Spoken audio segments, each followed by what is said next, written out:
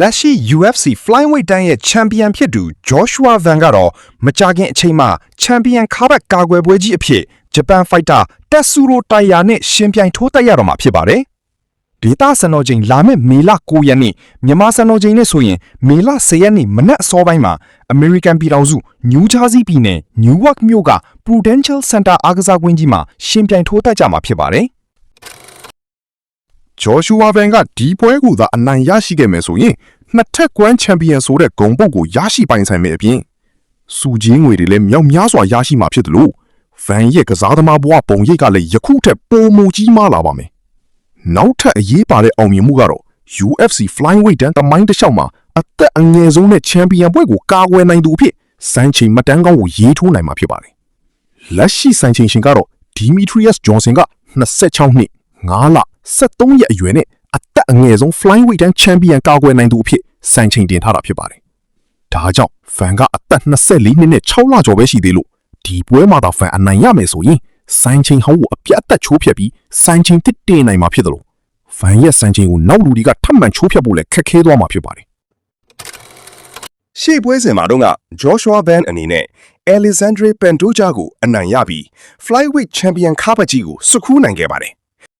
အဲ့ဒီပွဲရဲ့ထင်မှတ်မထားတဲ့အခြေအနေတစ်ခုမှာ Pantoja ပခုံးအစစ်လွဲသွားခြင်းကြောင့်ပထမအချီ30စက္ကန့်အတွင်းမှာပဲမြန်မြန်ဆန်ဆန်အနိုင်ရရှိပြီး Champion ဖြစ်ခဲ့ပါတယ်။ဒါကြောင့် Champion ဖြစ်သူ Van ကိုနိုင်ငံတကာ MMA ပရိသတ်အချို့က Champion အကြီးအသွေးနဲ့ထိုက်တန်ရလားဆိုပြီး Van ပေါ်တန်တရားရှိနေကြပါတယ်။ကံကောင်းလို့နိုင်တာပါ Champion ဖြစ်တာပါဆိုပြီးမှတ်ချက်တွေပေးခဲ့ကြတာပါ။ဒါကြောင့် Joshua Van အနေနဲ့သူ့ပေါ်ဝေဖန်တန်တွေတန်တရားတွေကိုမှားယွင်းကြောင်းသက်သေပြဖို့အတွက်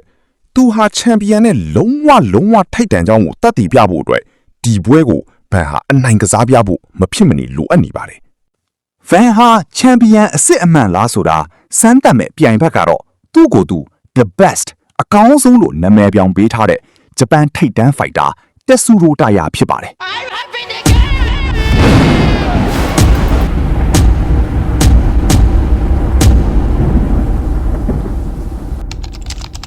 တက်ဆူရိုတာယာဟာဘလို့ကစားသမားမျိုးလဲတက်ဆူရိုတာယာက ground game အလွန်ကောင်းပြီး submission ဘိုင်းမှာထူးချွန်တဲ့ဂျပန်ထိပ်တန်းဖိုက်တာတယောက်ဖြစ်ပါတယ်။ပြိုင်ဘက်ကိုကြမ်းပြင်ပေါ်ဆွဲချထိန်းချုပ်ပြီးချုပ်ကွက်နဲ့အနိုင်ယူတဲ့ကစားသမားမျိုးဖြစ်ပါတယ်။သူ့ရဲ့နိုင်ပွဲအများဆုံးကချုပ်ကွက်နဲ့အနိုင်ယူထားတဲ့ဖိုက်တာဖြစ်ပါတယ်။တက်ဆူရိုတာယာကနဘန်းချုပ်ကွက်ပိုင်းမှာအရန်ကောင်းတယ်ဆိုပေမဲ့ပြိုင်ဘက်စီကိုဇွတ်အတင်းပြေးဝင်ပြီးလုံးပစ်လိုက်တာမျိုးတော့မဟုတ်ပါဘူး။စစ်တူရင်ကစားသလိုမျိုး3ခွက်4ခွက်စာကိုကြိုတွက်ပြီးမှ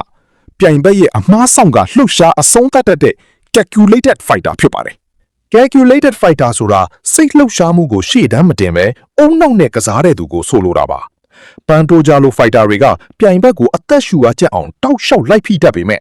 calculated fighter တွေကတော့ပြိုင်ဘက်နဲ့အကွာအဝေးတစ်ခုမှာပဲနေပါတယ်။သူတို့ကပြိုင်ဘက်ရဲ့အမားကိုစောင့်တယ်။ပြိုင်ဘက်ကကာကွယ်ရေးပေါ်လျော့သွားတဲ့တစ်စက္ကန့်ဒါမှမဟုတ်အဝင်မှားသွားတဲ့အကွက်တစ်ခုကိုမှအပိုင်ဖမ်းပြီးအသုံးချတာမျိုးပါ